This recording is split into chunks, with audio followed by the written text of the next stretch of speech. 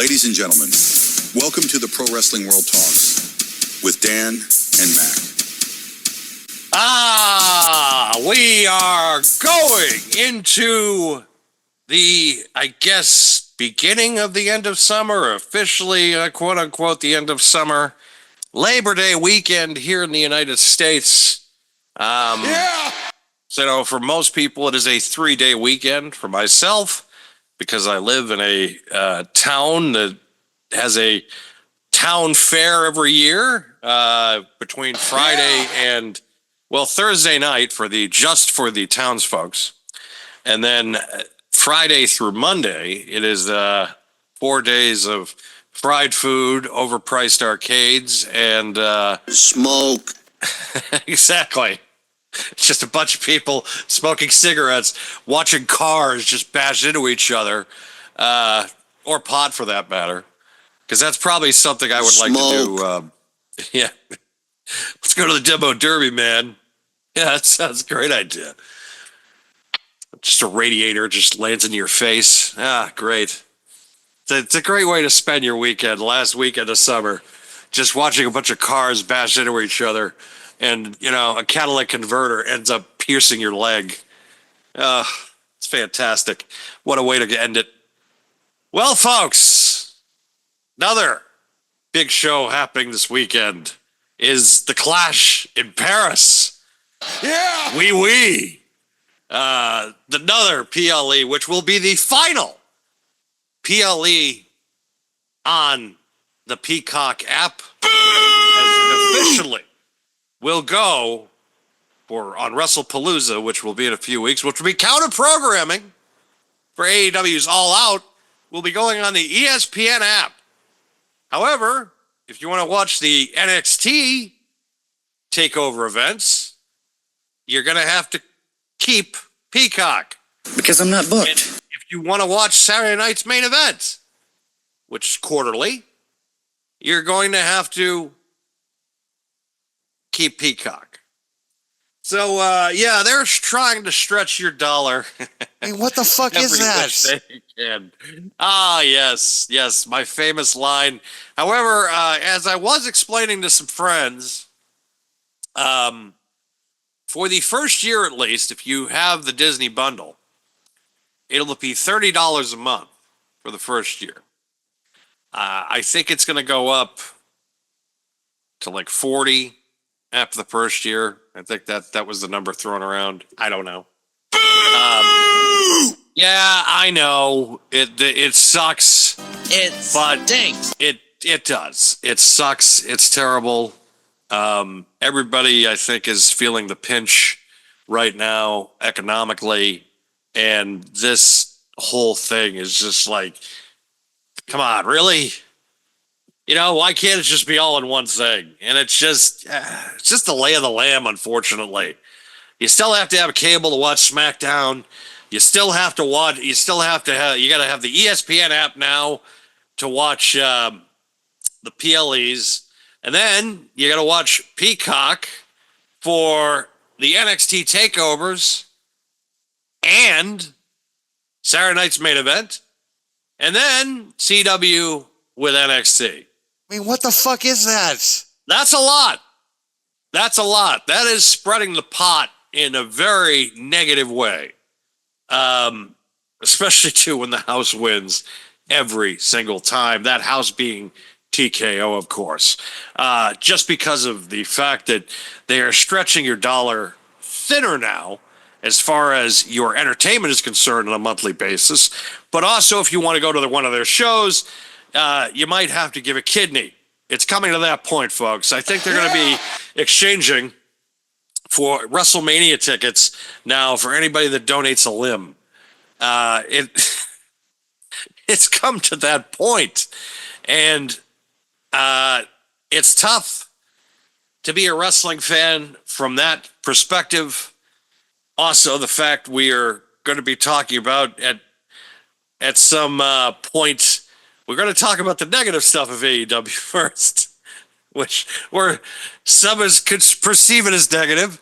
Some people could also perceive it as, that's exactly what I want to hear. Better off giving my introduction I am Dale Berg. You're listening to PWW Talks. We're actually talking about wrestling to start the program instead of going on to some rather random tirade about Boston sports, which I very well could, considering the Boston Red Sox are coming off a 7-1 road trip. Yeah! And they are making some noise coming into the month of September.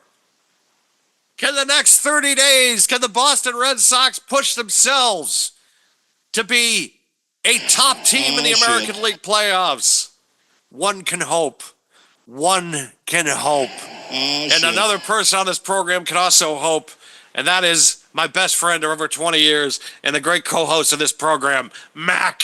Vast amount of Are you on the marijuana. bandwagon, sir? You better be on it. You better be with me. I'm amazed we're having this conversation in late August. I said it before in a group chat because it's the absolute truth, because we're always talking about the summer slump. We're always talking about the August slump with this team being the Red Sox. And this is one of the first years in memory that I can at least remember that we're not talking about their slump in the month of August.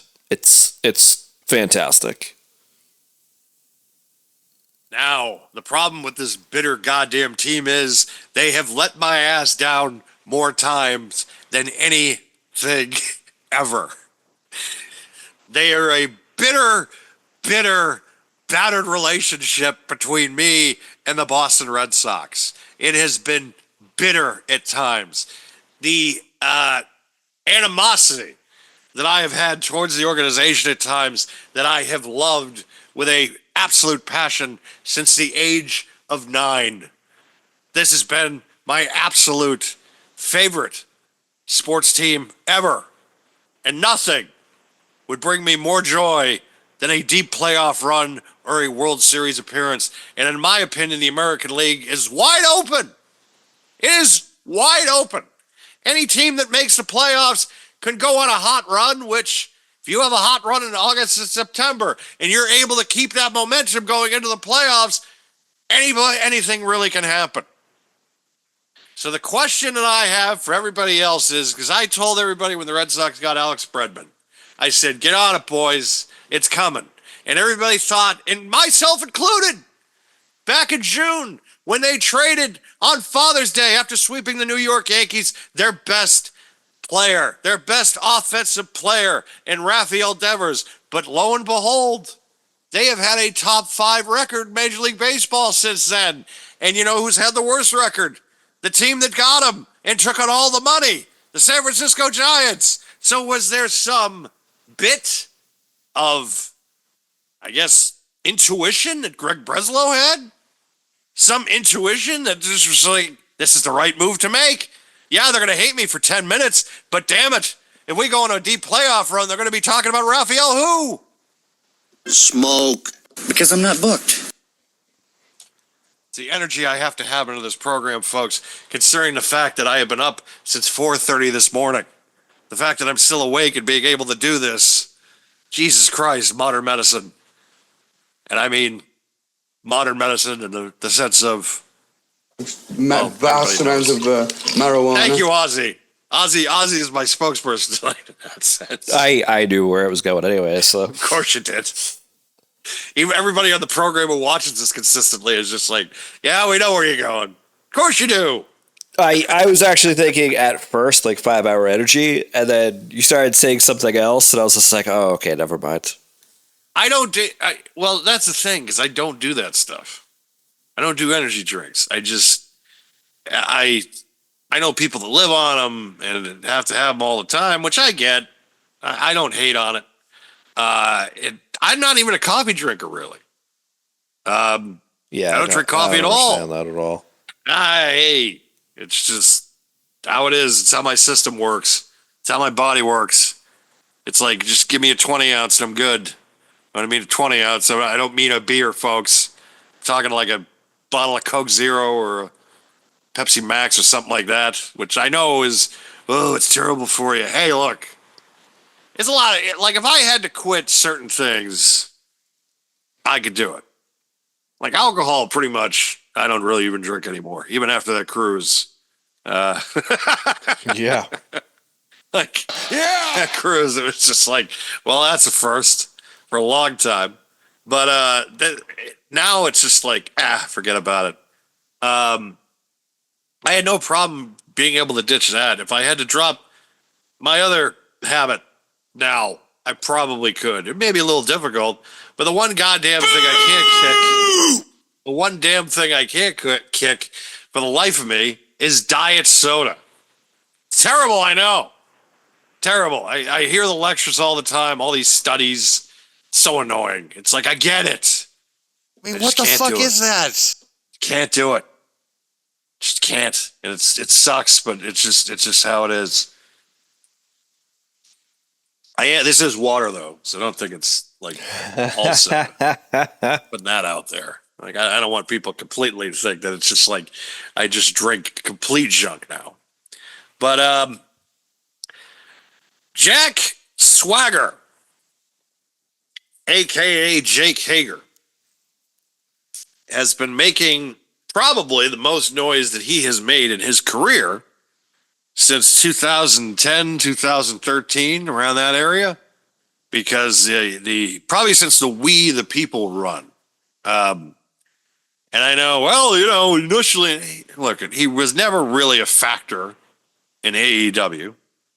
However, he was pretty close to the situation, considering some of the people that he was and still is very good friends with, that being Chris Jericho, which is interesting considering the timing that all of a sudden he does this interview. Chris Jericho is on the outs, maybe, of AEW. That's been the rumor. Tony Khan commented on it today, this week, saying that, he hopes to retain him and bring him back in some certain light. It was very vague. Gary gave a very vague public relations answer, which is normal for him. But Jake Hager has been dishing the dirt, so to speak, on AEW. A lot of it sounds similar to some things that were said by CM Punk. By the way, happy 2-year anniversary of Punk choking out Jack Perry at All In London. What a great moment in time that was. Yeah. Who the fuck did that guy think he is? It's like, all right, pal. Like, it's just, and some could say it's unprofessional, and some could, but everything that CM Punk said happened on the tape, on the tape happened. Like, it's, nothing was lied to, from his end. There were things on the AEW side that was exaggerated. I didn't see a punch get thrown. I saw a push and then a front face lock and then some monitors get knocked over, but in no way did I ever think that Tony Khan was in grave danger. You couldn't even see him on the screen anyways. No, you couldn't. You couldn't. I think it was his hand that pushed the monitors back, and I think that was it. Like, you don't see him. You don't see him. In no way did CM Punk lunge at him. The lunging would have been him grabbing him. That's a lunge. Not sticking your face out at someone and screaming at them, I fucking quit! That's not lunging. That's just getting in someone's face and telling him, fuck off, I'm leaving. And all I want to find right now is just like a soundbite of Beavis. Are you threatening me? Like, yes. It just that's how I felt watching it. It's like there was no threatening. The only threatening gestures was to Jungle Boy. Like, that was it. What a 24 months it has been in that trajectory and that story, considering the year that CM Punk has had in WWE and not AEW. And also considering the fact that 3 years ago, on Memorial Day weekend, at All Out 2022, when, including myself, thought that would be probably, and there was a lot of things that were exposed, not only about AEW and CM Punk, but also about Adam Hangman Page and maybe some of the things that he shouldn't have said in interviews and mentioned and talked about and brought up that were kind of not really a good idea to make public and to say certain things. And he did not have a great world title run. And I wrote him off 3 years ago. And now, through all the hard work that he has put in with his character, he is a real front runner to be my wrestler of the year as far as male competitors are concerned. AEW has been able to right the ship, so to speak, creatively, especially with their top champions. Because Hangman Page, in my opinion, is a top 5 wrestler in the world. As a world champion, he's also one of the better ones. And this is someone that is considered biased at certain points. They also, and I'm saying that because it's the God's honest truth. Like, you're going to have some people on here that is just going to talk negatively and give you, like JD from New York. And I like JD from New York. Like, I kind of sympathize with a lot of the wrestling YouTubers that decided to get on the AEW bandwagon early on because it was a fresh concept. It was a great idea. I mean, it was at a the great time, vision. yeah. At the time it was. And also, too, I have to look at it from the perspective of watching WWE programming for 2 or 3 years where nothing else was on. And you had to watch utter garbage at certain points. So I kind of have to say, all right, guys, maybe I was a little bit of a dick in coming down on you. And maybe I was a little bit of a dick also talking negatively as I have about the company at certain points.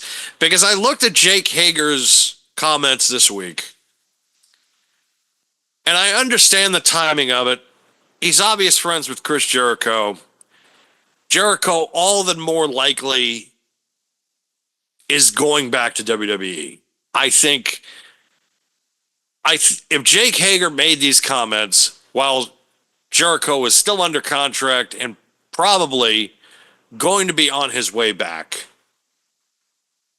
this probably wouldn't have been said. None of this probably would have made it. And it's unfortunate now that all this stuff is being brought up yet again. It's being drudged up yet again. What do they do after CM Punk? It's Tony's this kind of, it's all the same rhetoric. It's the same thing that you've heard constantly and constantly and constantly over again from everybody that has had something negative to say. He's the boss's, like his daddy's a billionaire, he's a billionaire's son and all that stuff. I get it. That's the truth. He is. It is a nepotism situation. But also, too, and I think I saw the Taz tribute last night, and I saw him back at the ECW arena, at the 2300 arena, and that was the same place that his dad would fly him in from Jacksonville so he could go to the ECW arena as a kid, as a teenager. And don't sit here and tell me that if your father or mother had the expendable income and the resources to do that and you were a wrestling fan, every single one of you out there listening that's a diehard wrestling fan would have done the same damn thing. Yeah! I would have done the exact same thing that Tony Khan has done in his fandom. I would have used the same resources. My dad gave me a bunch of money and was just like, what do you want to do? I don't know if I'd start up a wrestling promotion because I know better. Yeah. It's like, this is a no-win situation. Like, it is. Like, to be a wrestling promoter, it's a no-win situation. Because if the booking's good, you're still an asshole because there's still a part of the wrestling public that's just, like, it's the pro WWE fans, the pro AEW fans. They're just bitching at, telling you suck all the time anyways. I mean, let's put it this way. Some way, somewhere, someone is going to shit on you. Yeah, it's constant. And for Tony to be also someone that is socially awkward and to be able to navigate this whole thing, it's like I've turned the corner because it's just like, I've turned the corner because it's not fun anymore. It's not funny. It's not fun. Like, it's like, Well, it's what not do you mean? fun. To make fun of them? Yeah, that's Okay. where I'm at. It's just like to dump on them, and it's just a constant, because it's just, He makes it so easy, though. I understand that, but at the same time, we'd all do the same fucking thing. We all would. I mean, In some ways, yes. Listen. in some ways we would. Like we can talk about that more as we get into this card for Forbidden Door in a couple minutes here, but I do think that in the context of what Swagger said or whatever his name is, like, I get it. I don't disagree with your comments about if Jericho is staying, this doesn't get said. Because I do think, and the rumors are the same, that he's on his way out. He's probably going to re-sign with WWE. There are comments there too, which I don't want that to happen. that was the comment I was actually going to. Fucking. Yeah. I don't like. I'm not jumping. This is No, I don't want to be those. This is one of those acquisitions. I'm just sitting there and I'm like, oh, for fuck's sake! Like, Yeah, I has don't nothing of want value. It's nothing of value. It does nothing. It's just like, oh, it's a licensing deal. That's it. It's like, okay, great. You get the name back. You can make figures. I don't think that. I think you're right to a point, but I think for him, he is seeing what Cena is doing right now for this quote unquote last run. Oh, God. And now I think that's what he wants. Of course. Listen, Cena's not even 50 yet. Jericho's pushing 60 almost. Like, it's way different. But the comments are so old at this point that I understand your comment too that Tony has kind of righted the ship. But my comments to Swagger is going to be like, dude, like, you were there. You didn't like him. He did nothing. Yeah, you took his money. You didn't like him and the way he operated.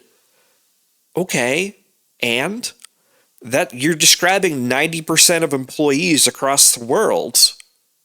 A lot of places you don't like the boss, but you keep working there because you take the money. It was like, it's just him. It's just another guy in the industry that had a great look, a great technique about him, but everything else about him sucked. And he's bitter about it. So he's blaming. Look, I'm sorry that the most over thing you did in AEW was wear a stupid fucking hat. That was it.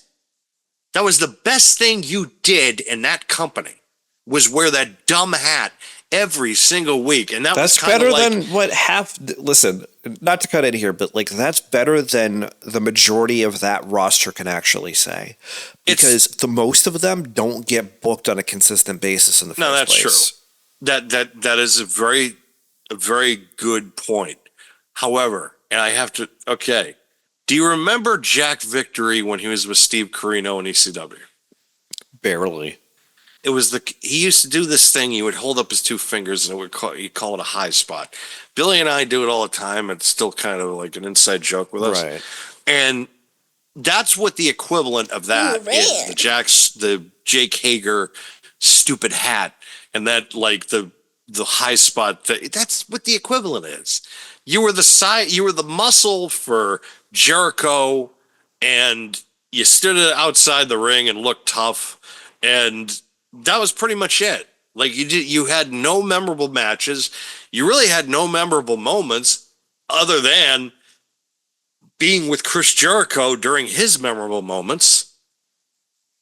That was it.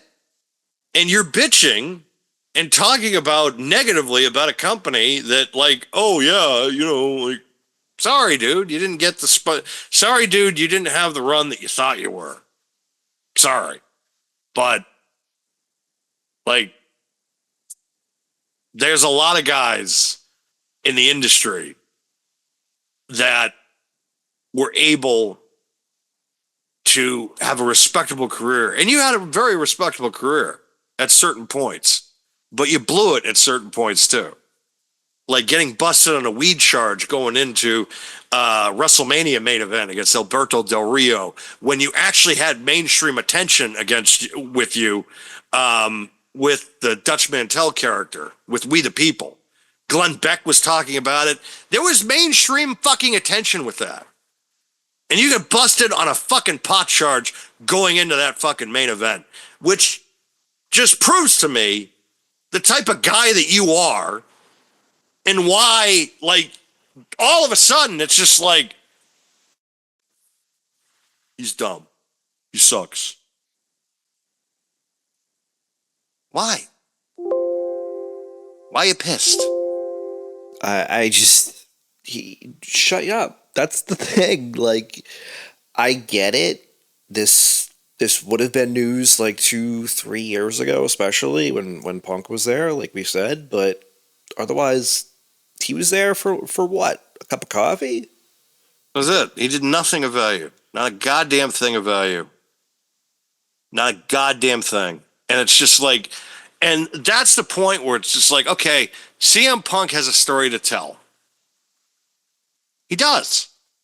His story, he needs to tell it. If Cody Rhodes wanted to talk about it, and he could, because apparently he's made reference to a wall, which I can only imagine is, I'm wondering how they're handling that book too.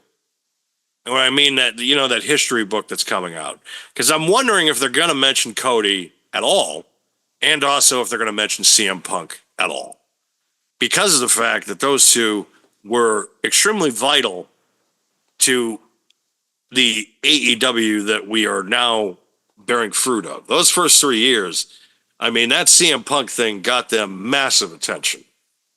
Massive attention. And until he ruined it. Well, who ruined it? This question.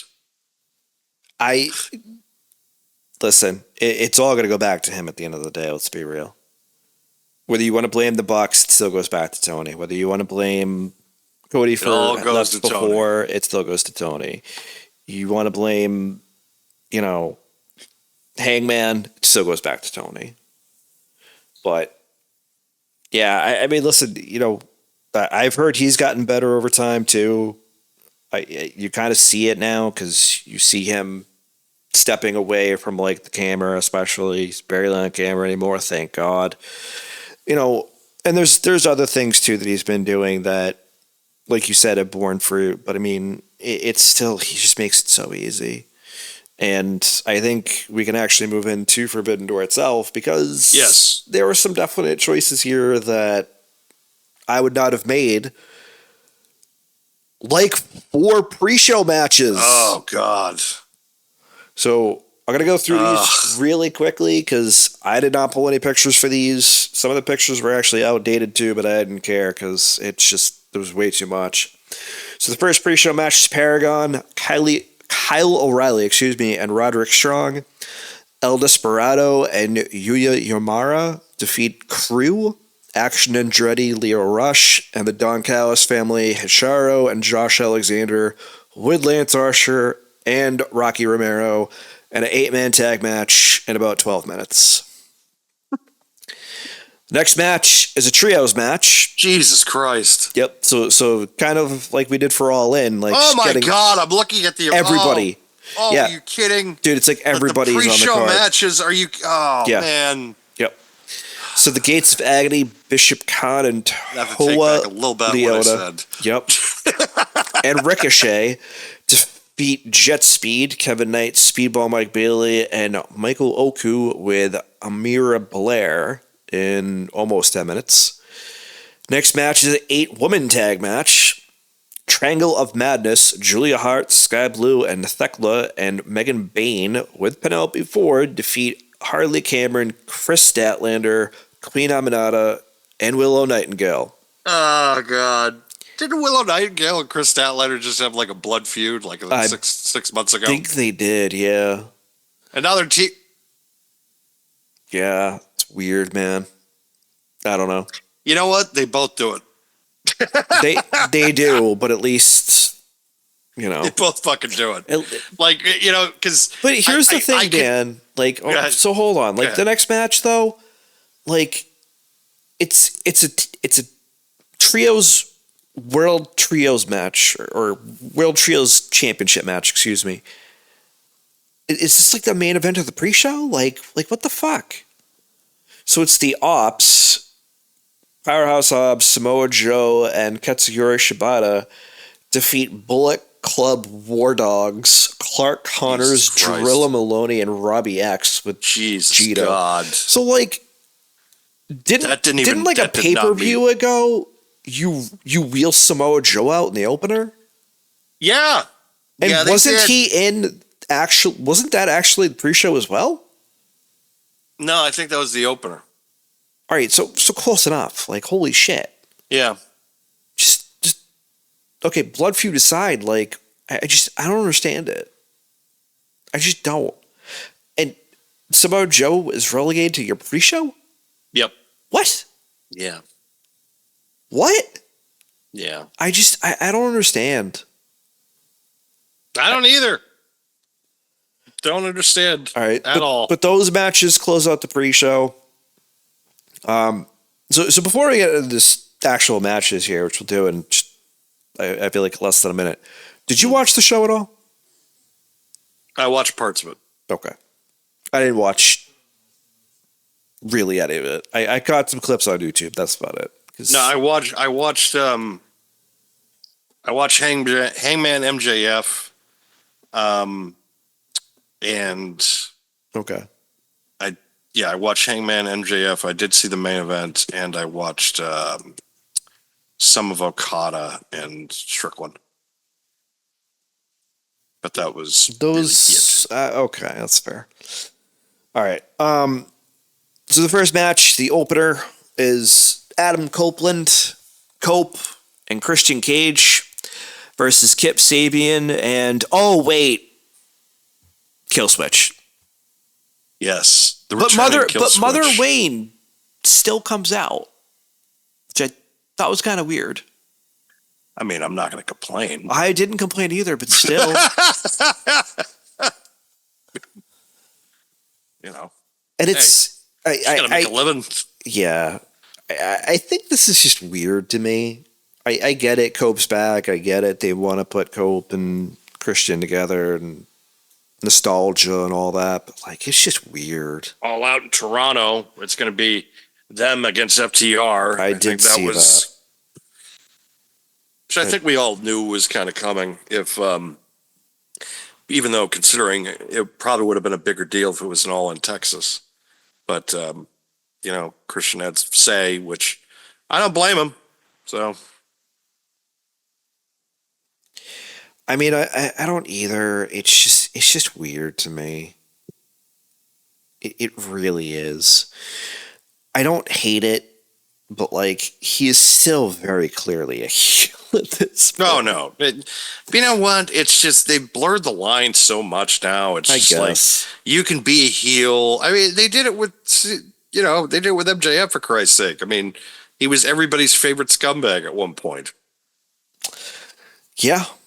Yeah, we'll talk about him later. Oh, of course. But, yep, so no surprise to anybody here, but Cope and Christian Cage pick up the win. Shocking! Yeah, exactly. The next match, second match of the night, is Kyle Fletcher defeating Hiromu Takahashi by pinfall to retain the TNT Championship. weird match I felt like this was, man. They really see something in Kyle Fletcher, which I don't. I don't. I'm not gonna sit here and say he's bad. It's just, you know. Eh. The problem is that with AEW this is Too many championships. No, it's not even that. It's the same thing with. It's the same thing with a lot of indie kind of. Even though I'm not calling them an indie promotion, but I kind of am. But because they have a lot of indie-ish guys, it's like I look at guys like Kyle Fletcher, and it's like I feel like there's 7 of you already on the card. They do the same thing. Yeah. They look the same. They have the same like gear. It's like, and that's part of the problem. And that's, because everybody just looks the same. Especially in this company sometimes, because it's like, I feel like they have a beard. They all wear like vests. They don't wear like, they all have the vests. Some of them have the long tights. It's just like they all just look the same. They all work the same. They all do dives. So it's part of the problem. Yep. But like I said, so Kyle Fletcher retains. The next match, which this was a little bit outdated, but that's all right. It was a 4-way match for the AEW TBS Championship. Mercedes Moné defeats Alex Windsor, Bozilla, and Persephone. Bozilla was getting a lot of praise on social media, as she should. Yeah, a lot of people were coming out of this very, especially it was the talk of. Is WWE going to poach her like they did with Stephanie Vercure last year? Hey. I mean, listen, if they buy New Japan, they also get Stardom and they also get Bozilla, so... And that's the thing. I mean, especially, too, if you're a female talent right now in the company, because it's like the top 2 have been Mercedes and Tony for the last year, and we'll talk about later on what's now the problem. I think is starting to become the AEW women's division problem, but I'm noticing it, and it's you're not the only one noticing it. Yeah, so we'll talk about that later on. But Bozilla came out of this, I think, a bigger star, and also I think Mercedes retaining. It's to be expected, but at the same time, yeah, I think both. I think both this and the Tony Storm match, both outcomes were just incredibly obvious from the get-go. Yes. So, even though you can argue that Athena did have a real chance, but you can argue. Not. If Mercedes had won last month, I would have said yeah.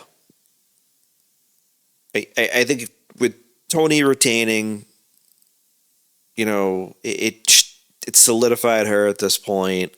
Athena would have had to do something really special after that match. And plus, we'd want Mercedes to be a transitional champion. That's 100%. And Mercedes winning her match for Forbidden Door, I think just made sense after her losing to Tony Storm. You're not going to have her drop the TBS title, too. Like, no, not that quickly. Especially when she's the belt collector, for Christ's sake. Oh, don't get me started. Anyways, moving on to the next match, though. The IWGP World Heavyweight Championship was in play. Zack Sabre defeats Nigel McGuinness to retain. This was weird booking. Yeah. And also the fact that they got 17 minutes. And Garcia wasn't even hurt. Because he wrestled Moxley on Wednesday. So it's like, why did you do it? Because Garcia, you've tried to make a star, even though he's not. And, putting up a guy, but I guess it was, at the behest of Zack Sabre or something. Usually with all the stuff like this, it kind of there's some deals that like, especially too when you're working with another promotion, it's just like, well, who do you want to go up against? It's like, well, so yeah, It's just weird. it is. Like, It is very weird. if you want to do like quote unquote forbidden door, you should do like champion versus champion matches. Right. And this is nowhere remotely close to that. We griped about this last week. We didn't really do a heavy review of it or preview, excuse me. But like this is not Forbidden Door. This is No, it a isn't. couple of New Japan talent sprinkled into an AEW show, Yes. and this is one of those matches where it's just like, okay, why? Yeah, exactly. You mean to tell me that there's nobody else on your roster that you can put up against him that would make like, because, and I'm not trying to shit on Nigel, but it's like, you're an announcer, guy. That's exactly what I was going to say. He's an announcer at this point. He's not an active competitor. You should not be going 17 minutes with the current New Japan Pro Wrestling Heavyweight Champion, the IWGP Champion. I know you there's- shouldn't be in that spot. I know there's people that are going to make the comparison to Gunther and Pat McAfee. And I'm just going to say this to you, those people that are wondering about that. We hated that too. I hated it. We I hated absolutely it too. hated that too. So I hated it too. as much as I hated that, I hate this too.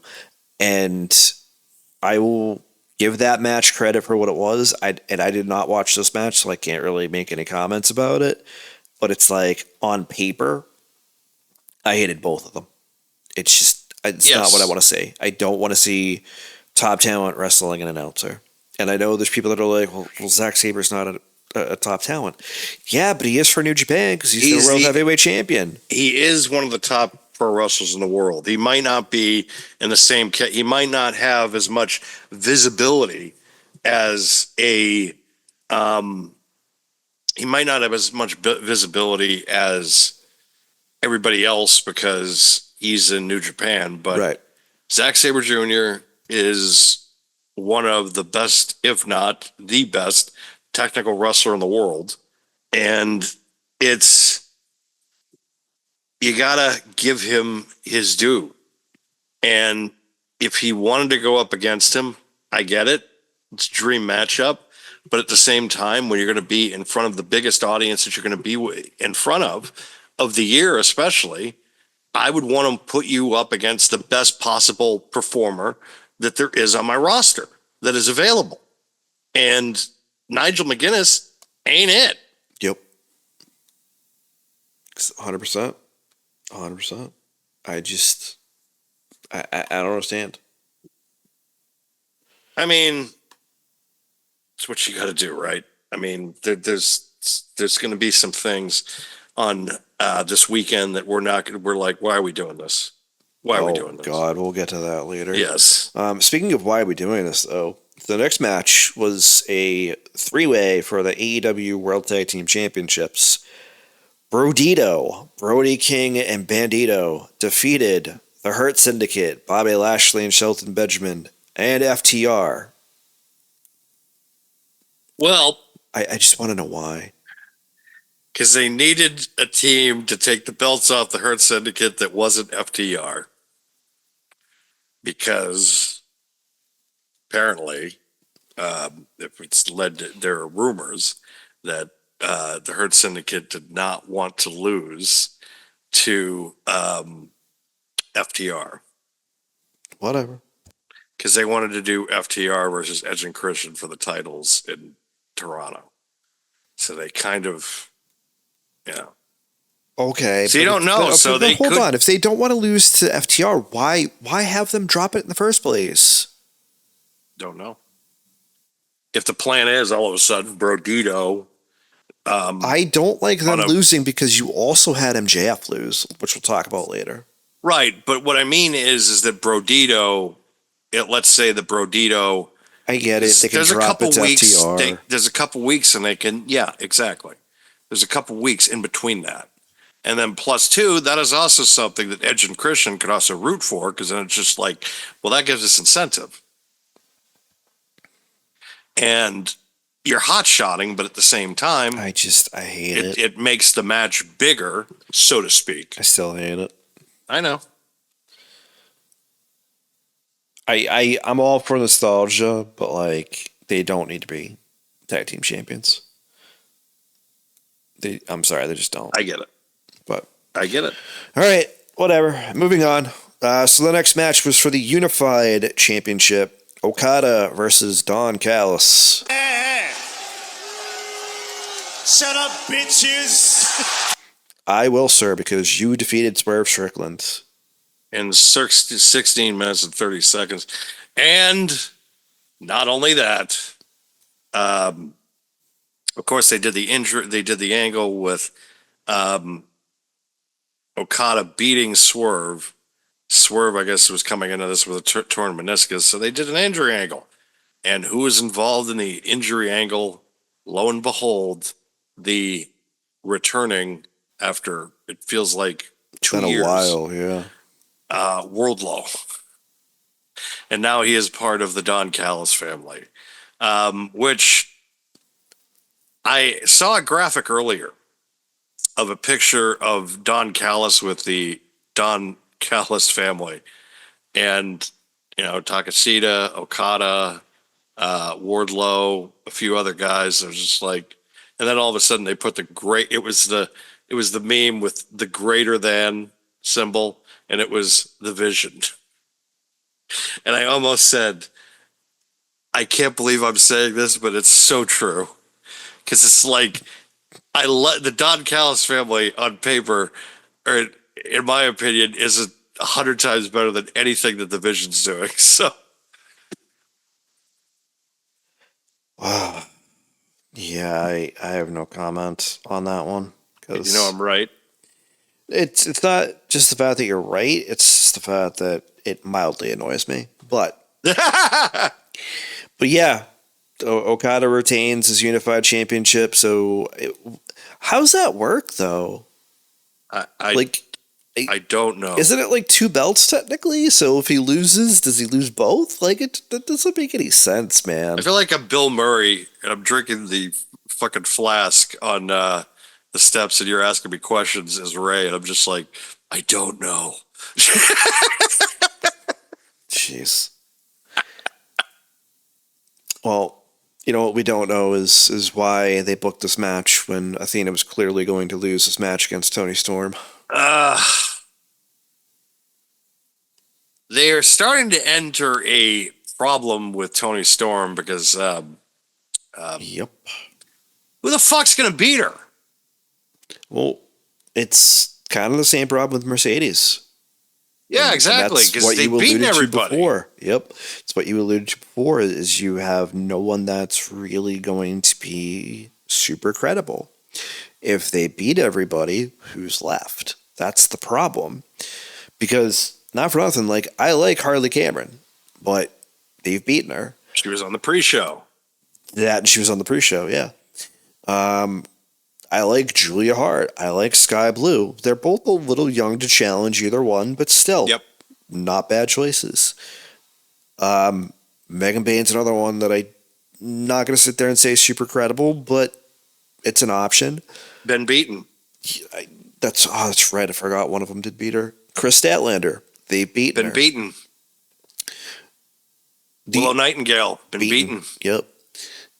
So here's my gripe, right? And this is going to become a problem in the future. Where the fuck is Britt Baker?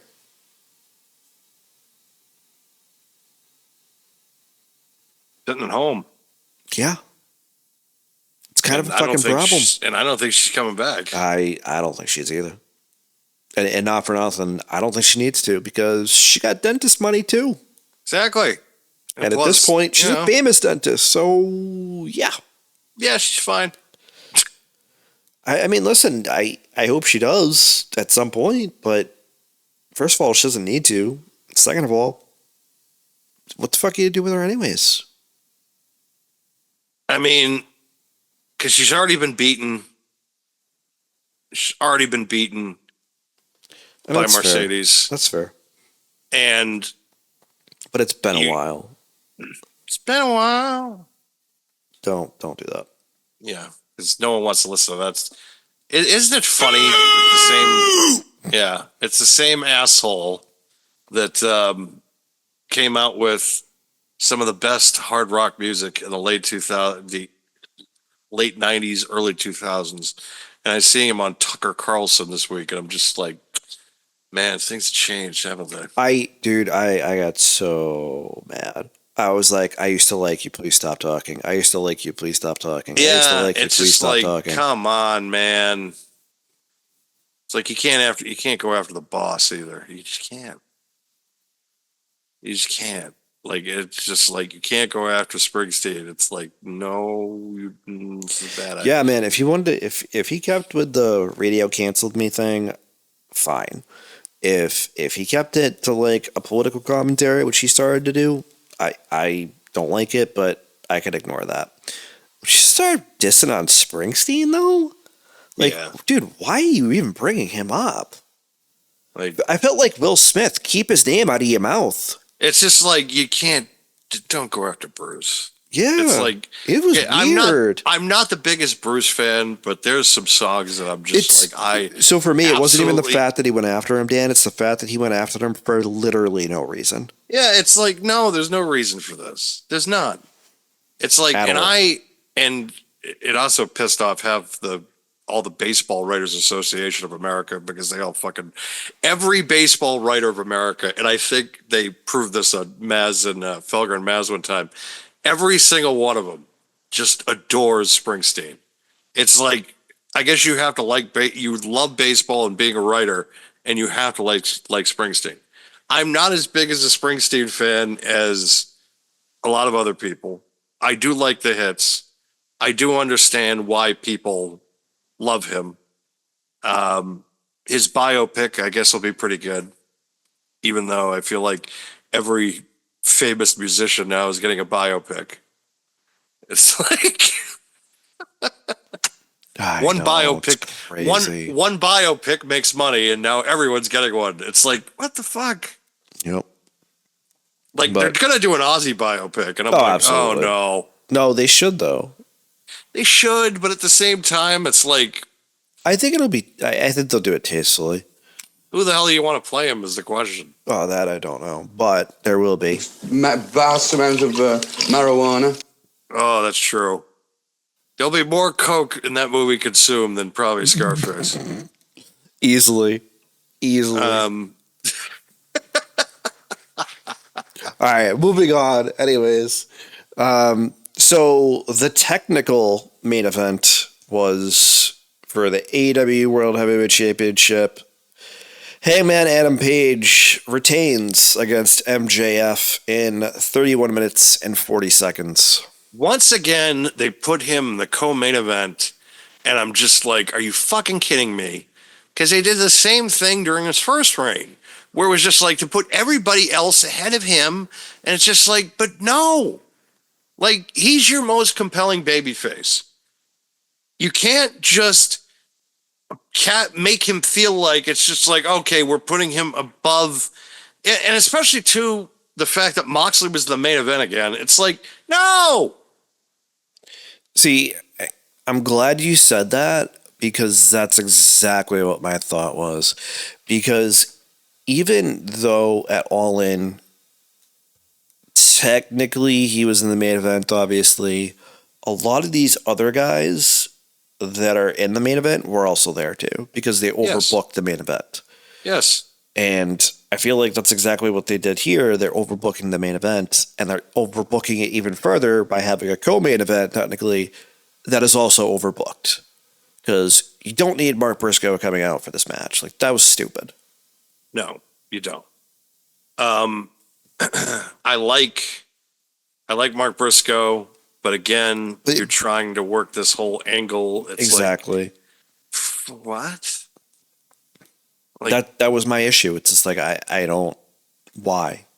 Right? Like, okay, but why? exactly.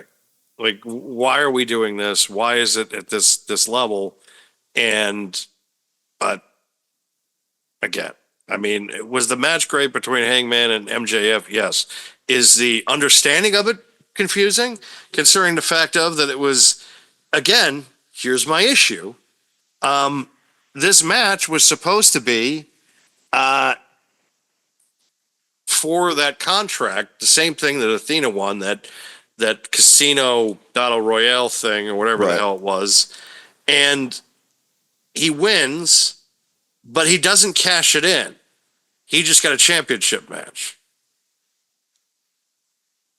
Yeah, that doesn't make So- sense. Pretty much it was the Seinfeld episode of where he goes out with the guy and he just orders the soup and he's just like, we'll just do the dinner another time. It's pretty much exactly what it was. And it's, and Jerry's just like, no, you can't do that. The soup should be the meal. Like, No soup for you. yeah. Why? Why do I gotta come back and work with you? Like, it's just this, but it's just completely asinine. Do you have somebody that is a beloved babyface and should be in the main event, and by far is the most compelling character on your roster other than Tony Storm, but he's not in your main event? And he's going up against MJF, who came into this thing. Yeah, he's got the contract, but he can now use the contract at a later time because he really didn't technically cash in the contract. So why are you having the match on as his first title defense? Because this is a match you should be booking a year out. This is a match maybe you should be booking 6 months down the road because you're going to have two. So hold on, even two, right? Because like, let's say it this way, right? Like him and Athena win it all in. How about you cash them out at all out? At least then you have a 2-month build for either one. It's a very good point. It's a very good point. And two, maybe you continue the theme of champion versus champion. Zack Sabre Jr. goes up against Hangman Page. You could have done that, and that's exactly what I was thinking earlier, and that's another reason why I'm saying all out. You have MJF go up against Zack Sabre Jr. And you put, instead of having to have Will Ospreay come back God, yeah. with injury, pretty much coming into this thing like Kurt Angle at WrestleMania 19, where one bad bump could be a catastrophe, and you book him in a cage match with no rules. Why do you put Hangman in his spot to go up against the Young Bucks, who he's got a problem with anyways because they almost cost him the championship, Claudio, and John Moxley because he beat Moxley for the title, and Gabe Kidd, and Wheeler Yuta? But instead, you put Ospreay out there. You have him get injured for the second pay-per-view in a row. You do an injury angle with him. But this time it's for real. And also, the baby faces could have climbed over that low cage to be able to stop what was happening to him. Yeah, I thought the cage was a good idea, but like in that context, first of all, you're right, because it's like you're making it impossible to get to anybody if they get hurt. But also, it was so low. I'm like, what the hell? But you're right. So it's the Golden Lovers, which I did not know was their name, Kenny Omega and Kota Ibushi, Darby Allin, Hiroshi Tanahashi, and Will Ospreay, defeating the Death Riders, Claudio, John Moxley, the Young Bucks, Matt and Nick, and Gabe Kidd. Like, I don't... Why is Gabe Kidd here? Why isn't Wheeler Yuta in this match? I did like the moment where Shafir is just like, F you, Kenny. That was pretty funny. But it's just, like, first of all, the Golden Lovers just has to be the most random name ever. I mean, that's Like, what their New Japan team name was. That's weird. Just saying. That's weird. And then, yeah, like you said, Will gets hurt again. And it's not an angle. Not an angle, because really he's going in and has to have neck surgery. And the neck surgery, and again, we talked about it last week, he is putting himself in Well, let's put it this way. He's got to change. Before we even say he has that, to change. before we even say that, right? Here's the thing, and we talked about this in a different context, right? So people need to understand that anything having to do with the neck and spine is going to be an issue. Mm-hmm. Like, there's always that chance. It is a very risky area to have surgeries. And in saying that, you know, I know you've made the joke about Kurt Angle, Perk Angle, and he is slowly approaching that if he continues the way he's going. So to your point of what you were about to say, yeah, he needs to slow down. You look at other guys that have had injuries in, I'm just going to say, important areas. We'll say it that way. Because different injuries are of relative importance depending on the talent. You look at a guy like Vikingo, who had surgery, had stuff done. He is slower, but it's to his benefit. You look at guys like Kenny, who went through the diverticulitis, and how that has changed him. We still don't really know the aspect, but he still looks pretty damn good. He had a great match at All In with Okada.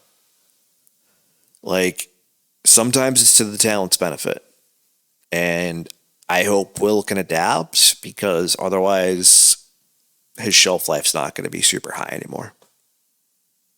No, and that's going to be the real possibility that people have to deal with. That he's not going to be long for this world in the wrestling industry because of his style, and he's going to have to learn when he comes back, if he comes back at all, because he could have a complication that does not make him come back. Exactly. It's entirely possible. Like what happened to Hulk Hogan recently. It's his wife is probably going to be suing for medical malpractice. Yeah. And that was the context of when I had said what I said about it's a very risky area, because, you know, things can go wrong. They can. There's a lot of nerves that come to and from the brain from that area. So, I mean, one wrong move and you got issues, and all that shit links up somewhere. So it's not good. It's not good. But I just... Not booked. Yeah, exactly. I just think this whole Death Riders and Young Bucks thing is just weird. It's not the first time they've kind of thrown them together. It's just, I don't really understand it personally. But during when the Death Riders started, they chased Young Bucks out of the company. Exactly. But I will make this argument though. Outside of that, I love Rod and Todd. They have really done a great job playing kind of like the double loser Corbins right now. It really is. And Matt and Nick flopping on, I think it was Dynamite or Rampage, whatever the hell they're called now, the other night was pretty funny. And in this one, I liked the gummy bears. That was a nice touch. Yeah, I'm a huge fan of what they've done, kind of, you know, going bottoming out, kind of going like hitting rock bottom, which is, you know, it shows that us and the rest of the talent, hey, you know, we're top guys, but at least we're willing to also like be team players here, you know. And I think that that's going to go a long way for their. And plus, too, everybody's going to love when they finally turn babyface and finally get back to where they were before. Everybody's going to go be jumping for joy for that, because there is going to come that moment, probably come to Jesus moment, so to speak, when they help the Young Bucks and help Kenny again, and everybody's happy. You know, there's going to be a moment. It's going to be soonish, because you know, they're going to get tired of just kind of being the bottom feeders for a while, you know? So they're going to get that moment where they're come to Jesus, where they're just going to be like, I understand now. I care more. Super kick party.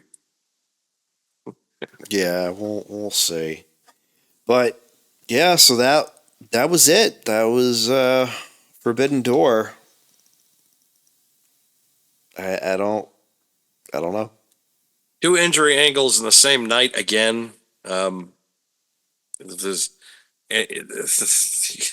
you got to We admit, did forget one thing. We forgot that Jamie Hayter came back as well. she did. Yes, yeah, it's true. I did forget to mention that, which also could bring some depth to the roster well. But I think she lost to either Mercedes or Tony in the past, so that I think is she also going to. lost to both at one point.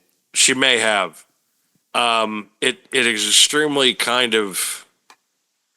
It's difficult. It's going to be difficult for them to kind of get out of this hole now that they're in, because it's like, who else are they going to get? Like to beat either one of these two, and that's, I think, that the narrative that that I keep coming back to, coming out of the show, because I'm just like, all right, who is going to step up in the women's division that is ready to take the throne from these two? Because they've beaten everybody. And are you finally going to be able to give Hangman like the rub and put him in your top spot and not the fucking co-main event? Yeah, it's weird, man. I just the way he books is just weird. I totally understand that you want to get your talent on, but you do not need like 2 8-man tags, a trios match, and another tag match for your pre-show. You just don't. You just don't. And at the end of the day, I know that WWE sometimes has pre-shows, but it's super rare that they put matches on, unless it was like, what was it last year?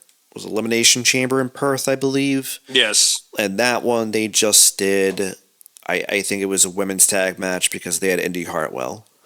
And that made sense, right? Get her on TV, and that's great. It was one of the few times in the last couple of years that they've actually had a match in their pre-show, and they'll do it that way.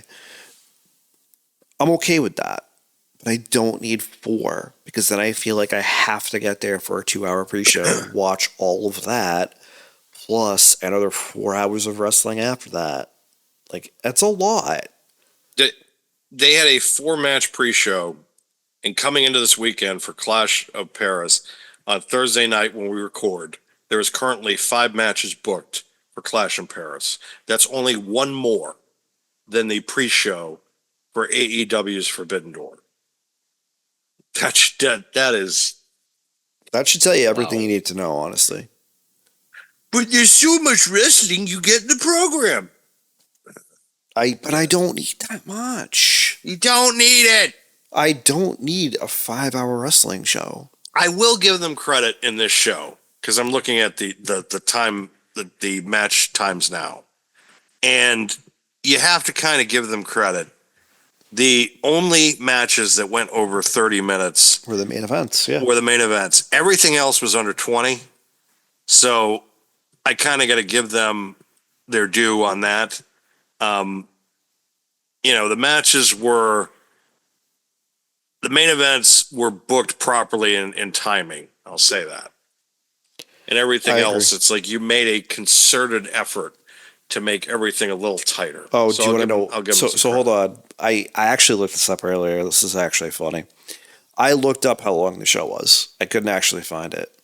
But do you know why there was a concerted effort to finish on time? Why? Because the venue has a cutoff curfew of 10:30 p.m. So the pay-per-view will take place in the O2 in London, blah, blah, blah, with the main card starting at 6 standard time. This gives the show a maximum possible runtime of 4 hours and 30 minutes before the venue's 10:30 p.m. curfew. Gotcha. That's weird laws over there, man. Even though Massachusetts is the same thing. It's probably because of a noise ordinance, is my guess. Probably. But yeah, that's a lot. So it makes sense though. But as What you time said, do the pubs close? Come on. I mean, I don't know. I don't know enough about that area to know any of that stuff, obviously. But I'd be curious to know as well. But like I said, it's probably a noise thing. That's all right. We'll just go to the Winchester and wait till this whole thing blows. Wait till it all blows over. Yep. Great reference. But yeah, so Clash in Paris is this weekend. We are previewing that show. There is one problem. Currently, Stephanie Vaquer, who is set to challenge for the Women's World Championship, is currently, Damn it. I said, not booked. Go ahead. Not booked. Not booked. Because I'm not booked. Yeah, it's a goddamn shame. A real goddamn shame, because this is a opportunity, I think, to just say, fuck it, put the strap on her. She's fucking over her. Just put the belt on her. I have a feeling, and this is something that's been kind of floating around, that she's going to go to a championship match. It's probably going to be against Bayley, and which I think is in her benefit. I don't want that. I understand why. No, you don't. The only benefit there is Bayley. I'm just going to be transparent and tell you that now. Well, in my opinion, because Bayley's contract is coming due, you got to keep her happy. You have to keep her happy. Okay, so I'm not mad at the suggestion. It's better than what is the current suggestion, which is nothing. Yes. But the only person that benefits, win or lose, is Bayley. This is the same problem I had with Cena turning face 2 days before him and Cody fought at SummerSlam. Yeah, that's true. You ice the fact that now it's heel versus face.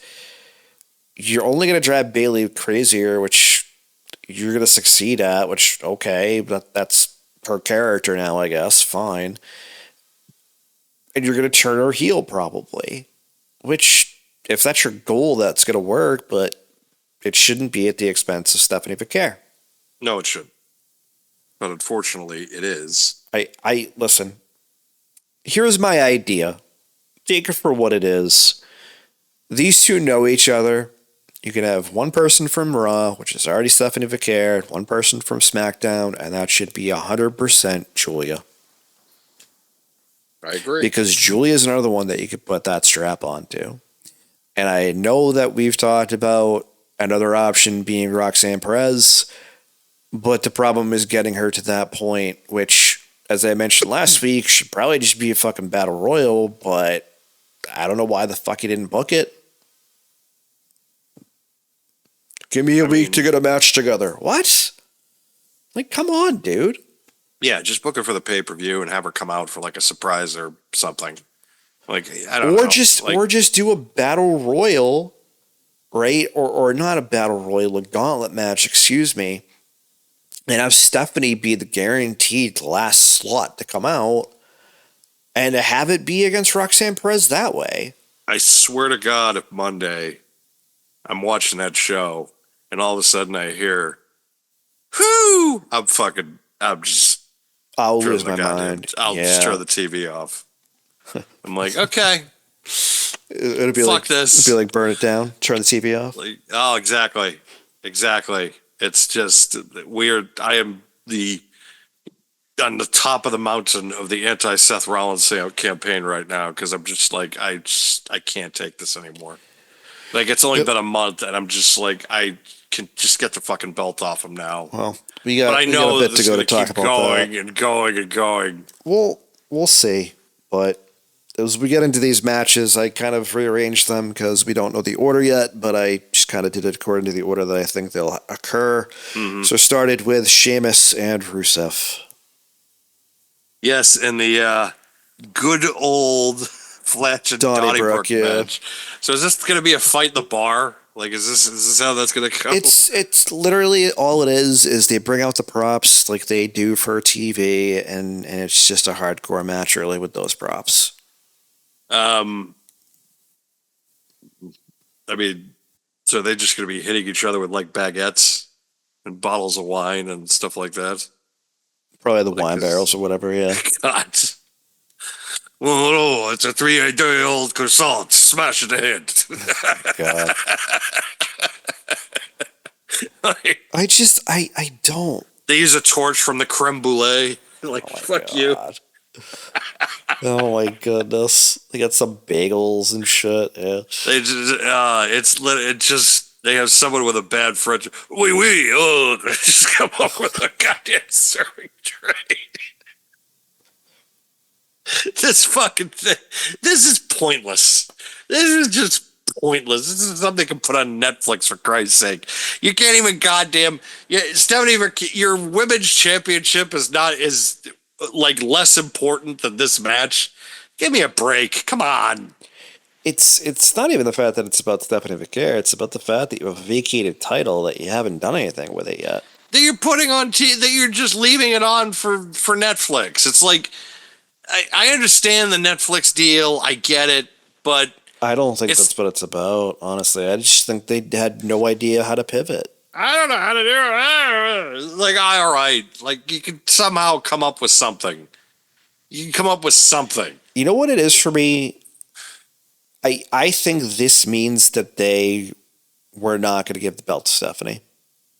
Probably not, which is dumb.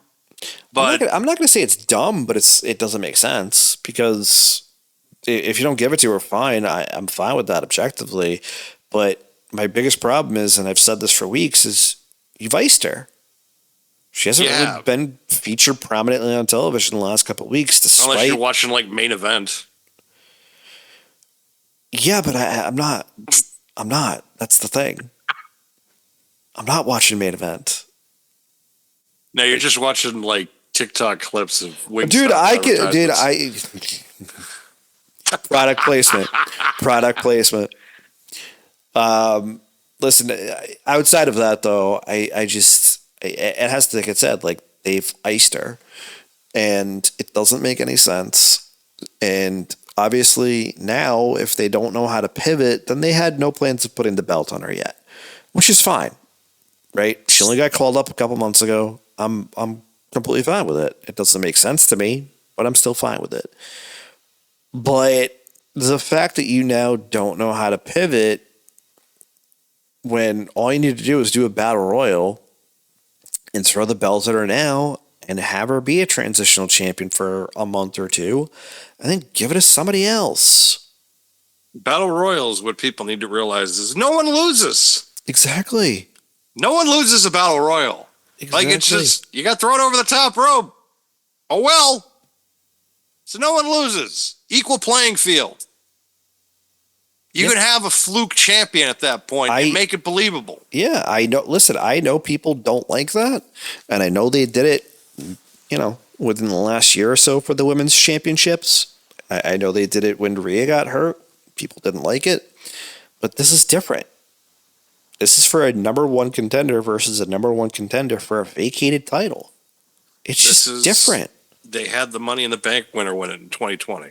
Asuka won the title because Becky had secretly vacated the title to become a mom.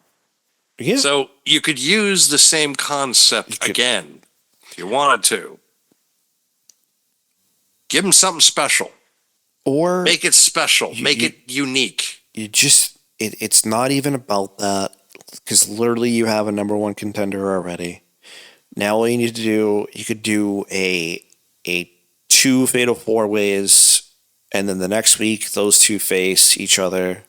Because she vacated the title on a Monday. You could have had 2 matches right after that, and then the winner of those 2 matches, they face each other on the following Monday, and then they face Stephanie Vicaire at Clash in Paris. You could have done something. That's the whole argument. But instead, we're getting fucking Sheamus and Rusev. You know what? If Russo was booking this, that the match would be a birth control in a box match or something. Like, it just... That got dark really fast. Wow. What I'm saying is it's just not like that... You get what I'm saying with fucking Russo. I do. Bro, so this is what we're going to do. We're going to put the belt in a box, bro, and they're going to climb the pole, and it's not going to be the belt, bro. It's going to be like, it's going to be a pregnancy test, bro. Like, because, Naomi just became pregnant. What the fuck are you talking about, Vince? Bro, this is my idea, bro. Vast amount of marijuana. Anyways, Fucking moving Russo. on now. So the next match I Get have out of here, booked, Russo. Yeah, seriously. The next match I have booked is for the women's intercontinental match. Becky Lynch to defend against Nikki Bella. I mean, what the fuck is that?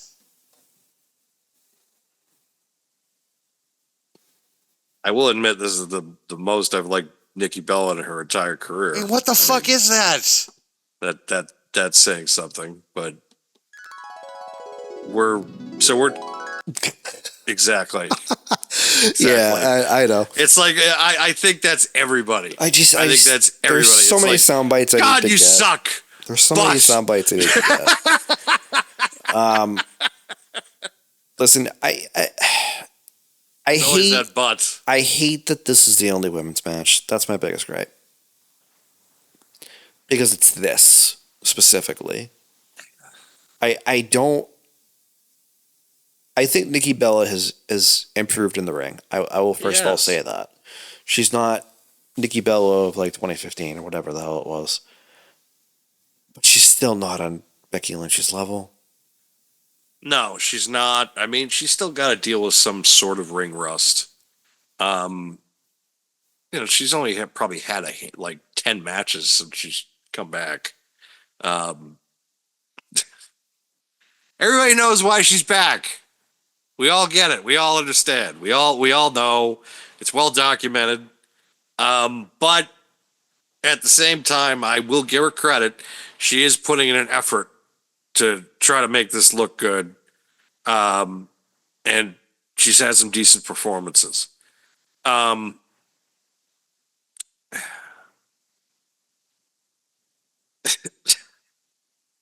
just trying to figure out why this is happening on this show. And you don't have Stephanie McCure in the women's shit. Whatever. That's exactly the point I'm trying to make here. Why are we doing this instead of that? I don't like that there's only one women's match, and I don't like the fact that it's this. Yes. I'm not going to hate on Becky Lynch or Nikki Bella, but I could have had Stephanie versus either Naomi, obviously, or somebody else. Tiffany Stratton on the card would have been better than this. There's a lot of people that would have been better than this. It's just weird. So, yeah, and listen, like there are so many others, like I said, but I don't get it. But what's up? There we go.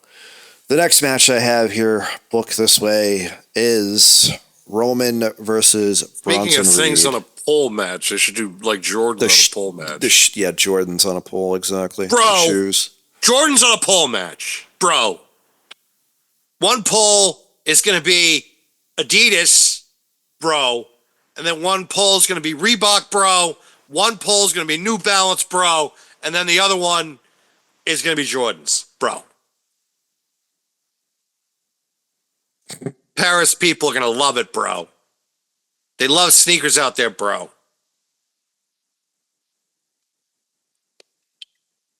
This is short of that. This is short of like a that's the only thing missing from this show is some ridiculous gimmick. Like, if Roman wins, he gets his sneakers back. It's like, what the like. This is like I was saying. So, like, if you remember, like last week, I said that if, or not so much if, but when Chad Gable gets back, him and Kaiser should have like a mask on the pole match. Yes, this is exactly what it should be for this too. Yeah, it's string their shoes up. It's a ladder match. This is so dumb. It is. This is so dumb. This is a waste of time. Bronson Reed is another one of these guys that they put up against people that I like, and I'm like, I mean, I like Bronson Reed, but he's he's just a guy I want to see get beat against my favorites, and it's the same thing with like Seth Rollins. That's what's going to happen here, though. Anyways, yeah, it's just he's not going to beat Roman. No, he's not. Like, you think you're going to keep embarrassing the guy who's been the most dominant performer in the company the last 5 years? No, it's not going to fucking happen. Yeah, and like I said last week too, where's Braun Breaker? Because I'm not booked. No, Not booked, man. Like, not like booked. why? Because he's too much being a J&J security member. Like Yeah, but I think if we I go think back he's to my Jamie original Noble. comments, hold on. If we go back to the original comments I made in the Becky and Nikki match, there's a lot of guys not booked for this card. I know. You literally just had AJ Styles cost Dom Mysterio the AAA championship, and you're not booking them? Well, we're saving that for Raw. Fucking why? Netflix. Okay, but shouldn't you try to pop a number for your PLEs? Just. What do you care? You're not going to be on the platform in a month. I mean, I would imagine views equals revenue, though. Just saying. Doesn't matter. This is the way they book the show is there's a term for this. Fuck you, I got your money. I guess. That's the way they're booking the show. Because Cody and Drew aren't even booked. I just found that out now. Oh, I didn't even know that wasn't even on the show. I knew that, yeah.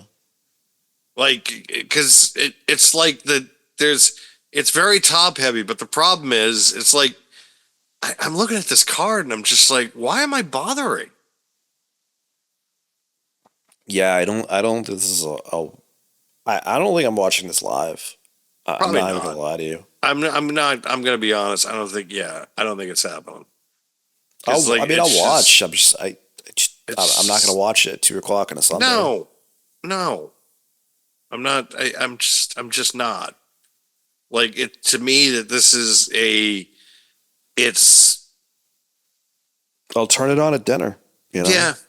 Like, of course, we'll review it next week. We'll watch it. And we'll give you our honest opinions. But I'm coming into this and I'm looking at it, and it's just like I'm looking at the championship match, and I'm looking at Cena and Logan Paul, and it's like, why bother? Rollins is going to retain. Well, let's just say that he probably will. We'll talk about that in a few minutes because we do have to talk about. I guess I don't think there's anything else to say with this match, anyways. With Bronson Reed and Roman Reigns, but we can talk about John Cena and Logan Paul. Which, I mean, the promo was good, but yeah, I mean, listen, the promos have been good. It's just and Logan, I'm okay with him speaking sometimes, but there's other times I'm like, dude, stop talking. Sometimes I'm okay with him speaking sometimes. Dude, there are times like you have to agree. It's like, dude, shut up. No, I don't want to hear him talk. He needs a mouthpiece and he needs to talk less. I agree. No, we can agree on that. And Cena, I don't know. I mean, listen, like his heel run was decent. I'm not gonna say it was great. I'm not gonna say it was awful, but when you're barely on TV, it's kind of hard to gauge, right? I just personally wasn't a fan of it. But now it's like, okay, you're back to being a face again. Cool. Can you just get off my television already? Pretty much. Like, I feel like this part of it needs to be the Goodwill Tour. And I'm pretty sure that's why they're having this match. So it's a goodwill to Logan Paul to get in and face Cena at least once before John's done. I'm sure there's going to be other guys that are like that. You know, I know people throw Gunther out there all the time. I'm fine with that. Obviously, you know, Brock's going to be another one because we still have no idea what Brock was saying to Adam Pearce that time. It's just, you know, okay. And like I said, when we kind of started the show and talked about AEW, you know, I think that's part of why people like a Chris Jericho might want to come back now because it's like, oh shit, gave Cena a great retirement run. Could I have that? Yeah, in fact, I don't want that. Tony did a better job for Sting in his retirement tour than they've done for Cena this year. I feel like that's not saying much personally. But it's not saying much, but it's a fact. No, I don't disagree at all. He did a much better job with the retirement tour than what Cena Except the last that match. WWE is. I didn't last like. match. It was okay. Nah, We were just unhappy. Should be a we were- singles match. Singles match would not with like Rick. I don't. No. I don't think mentally he could have. I think it could have. I think it depends who you work with, man. It depends who you work with. I mean, but I'm fine with it. Like I'm fine. I did like the last match in the sense of his sons coming out. I thought that was cool. But I thought that was a great run in. I mean, I thought him and Darby really had a great. That was a really unlikely pairing that I ended up loving. Like that was a really, and it helped Darby out a lot. Like with his career, because people look at him as like a top guy in the company, and so really some good things kind of came from that. Which, you know, looking back on it now, hindsight being what it was. Cody and Cena had the match at SummerSlam. They should have had a Mania. true. And it should have went the other way at Mania. But True. they kind of did what they did and kind of righted the ship a little bit, at least for Cody a little bit, because he's the champion now again. I'd like to see Drew as World Heavyweight Champion on Raw, to be quite honest, because anything to liven up this fucking thing. I do want him to feud with Cody though because of the history there. Yes. But yeah, I don't think he's gonna win the belt either. Of course not. Of course not. And if he does, it'll probably be like at Mania. I don't know if it would be against Cody though. That's the only issue. But speaking of livening it up, you're right. We can move on to the World Heavyweight Championship match, the Fatal 4-Way between Seth Rollins, Jey Uso, CM Punk. Yeet! Sorry, I missed that. And L.A. Knight. Yeah! Yeah. Yeah! Sorry. So let's put it this way, right? You and I are both firmly in the camp that Seth Rollins is probably going to retain. Probably. I do think there is an opportunity here, either for Jay or for LA Knight, because of the fact of what's going on between Seth and Punk. Yes. I also see the fact that LA Knight, maybe even Jey Uso, maybe even CM Punk is going to fuck over one of the others because it's like, I don't want you to win. And that's going to end up costing them the match. What the variable in this is Punk could sacrifice his own victory for somebody else to take, just to set, which that could work, of That's what I was thinking too. making almost Rollins a transitional champion, of you just take the belt off him really quickly because Punk goes out there. But the only logical person to win that title would be LA Knight. Yeah! That's it. I agree. I'm 90% sure it's going to be a Rollins retain, but at the same time, if you finally want to do something with LA Knight, this is the night to do it. This is it. Because here's the thing, man. Like, you could have... And you won't be sacrificing Rollins at all because you could be like, well, Punk fucked him over. That's what I was going to say. Like, you could have him hit a BFT on Jey Uso, slow cover, ends up covering. CM Punk is right there as Seth Rollins is rolling back into the ring, and he just throws on the Anaconda Vice. Like, Yeah. It's an easy booking decision to make in that moment. And I think the crowd would go absolutely batshit crazy for that. I think they would. If he gets a good reaction on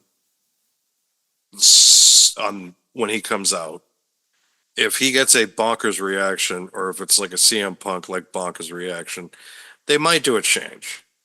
I don't know. I don't think it's going to be Punk though. Probably not. I should say it this way, and I think we need to clarify one more time. if it's not Seth Rollins. I don't think it's going to be CM Punk. No, it's either going to be LA Knight or it's going to be Seth Rollins. Yeah. I agree. Yeah. It makes the most sense because at the end of the day, you could further the feud one way or the other, whether Seth retains or if CM Punk screws him over. I think both of those are incredibly likely. I just feel, as you do, that the most likely scenario is Seth retains. The most likely scenario. It's not the one I want. No, it's definitely not the one I want either. It's like, I just want this fucking thing to end. I mean, listen, like I hated it from the get-go. I understood why they did it to screw Punk over and set everything up and stuff, and I'm fine with that. But like, I don't want him to carry us into WrestleMania because at this point, it's becoming less about the belt and more about their vendetta against each other. Yes. Which, don't get me wrong, that could be very compelling too, but not in the context of the World Heavyweight Championship. No, you don't need the belt. No, you don't anymore. That's You the don't thing. need the belt. You absolutely don't. And like the only other scenario where I see what probably Seth retaining too, obviously, is Gunther coming out and attacking CM Punk because he cost him the belt. That's true. But I don't see that happening either at this point. There's been no signs that he's coming back right now, but I mean, not that there has to be anyways, but still. No, that's true. I don't know, man. It's kind of weird. The way they've booked this is very top heavy and not really friendly to a lot of the talent, which doesn't make sense to me. Like, we kind of said it, like, you mentioned this before, like, there's no Cody and no Drew.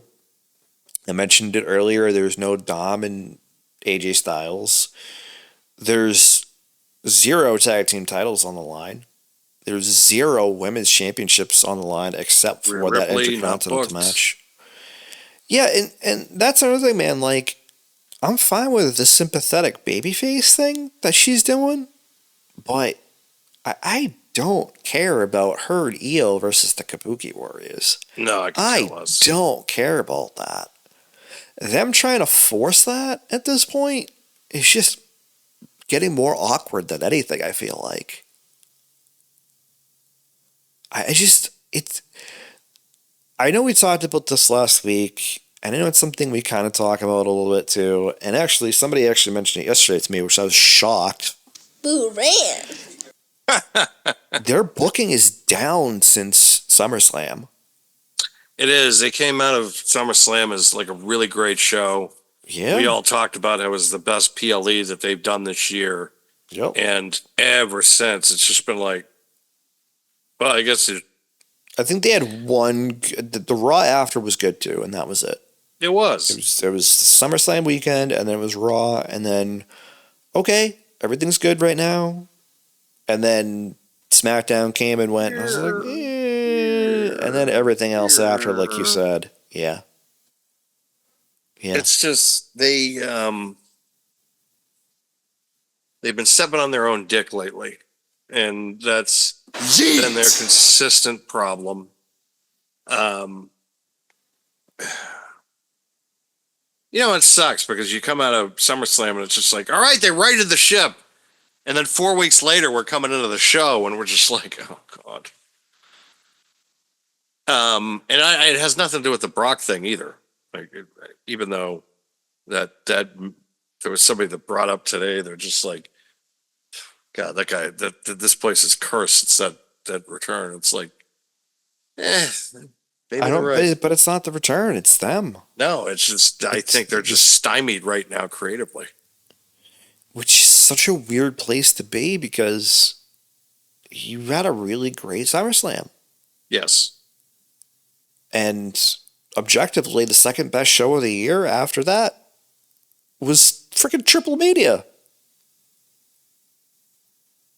Yes. And you didn't do shit with that either. Nope. He had a bunch of WWE talent at Triple Mania. He Didn't even integrate bring it that. up, probably. Yeah. Didn't even barely bring it up on TV, probably. I think they not did even to a that point, much. but that was it. It just, I don't get it. They really should not be stymied creatively at all at this point because They shouldn't be. they have a wealth of talent at this point. That women's division isn't like AEW's. This women's division is stacked. I am 90% sure, I have a feeling that WrestlePalooza is going to be balls to the wall because it's going to be their opener for ESPN. But then but the problem with that, because you're not wrong, right? I was thinking the same thing earlier when we started talking about this card too. I don't think you're wrong in saying that. I think the biggest problem though is the same fear of a drop off after that show. Oh, yeah. Oh, yeah. I think, though, that they're also... But then they're going to get tuned up against for Survivor Series, which, keep in mind, end of August, September, a couple weeks.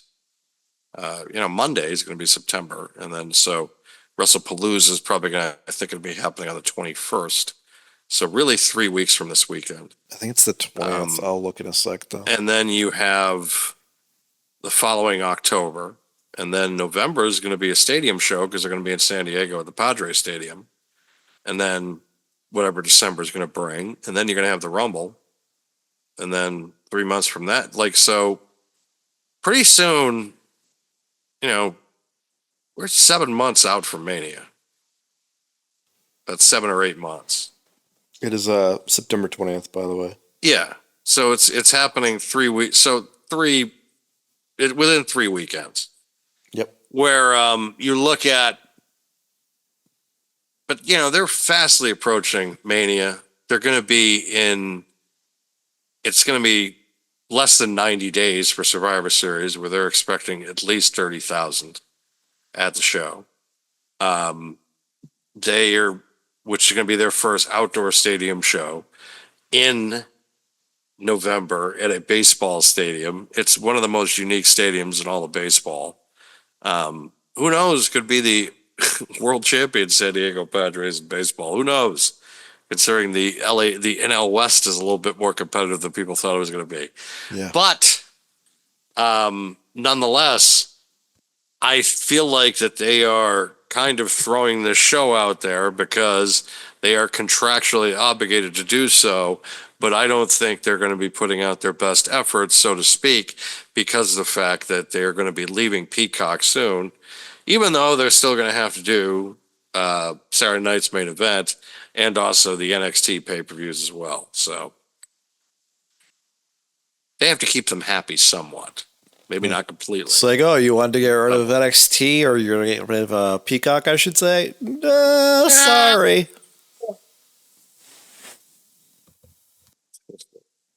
They still somehow find a way to be able to be like, you're going to still keep us? It's like, fuck. All right. It's like, actually, sorry, not sorry.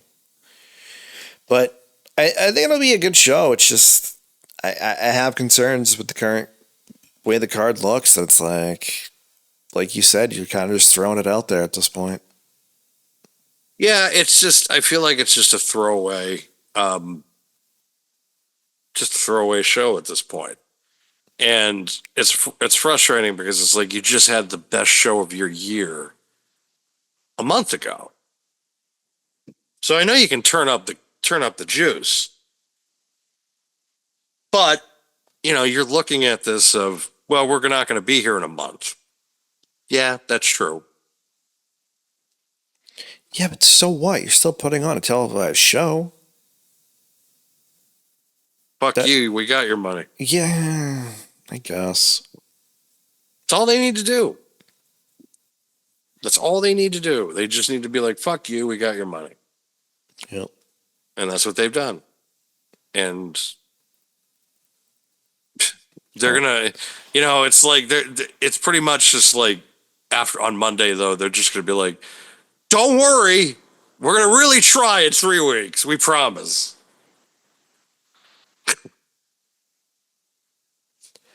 Well, hopefully by the time we review this next week, we have, a better opinion of it after having watched it. Yes, but we'll be probably arguing about or upset about what happened with Stephanie Vercure on Monday of how she got screwed out of the title, or how someone that how Lyra Valkyria somehow walks out with the championship, and we're both standing there and we're just watching TV like, you got to be fucking kidding me right now. I mean, listen, at the end of the day, who knows? They could pull something out. They've done it in the past. They've done it for Saturday Night Main Event where they throw in Chelsea and Michin or something like that one time. And I'm okay with that. I'm not in the context of rushing it, even though I want them to do something with the Women's World Championship, obviously, since it's a vacated title right now. Lita has won the championship. Wait, what? It's actually funny. I saw the post before you guys had talked about it in one of our chats, obviously. And, I didn't think it at the time. I thought it like a day ago. I'm like, just add Trish Stratus, just add Lita, just add a former world champion on the female side and put her in a match with Stephanie Vercure to just give Stephanie the title. Like, I'm fine with that. Like, just book it. And I don't know. I don't see it happening at this point, but stranger things have happened. They have. Like dog food,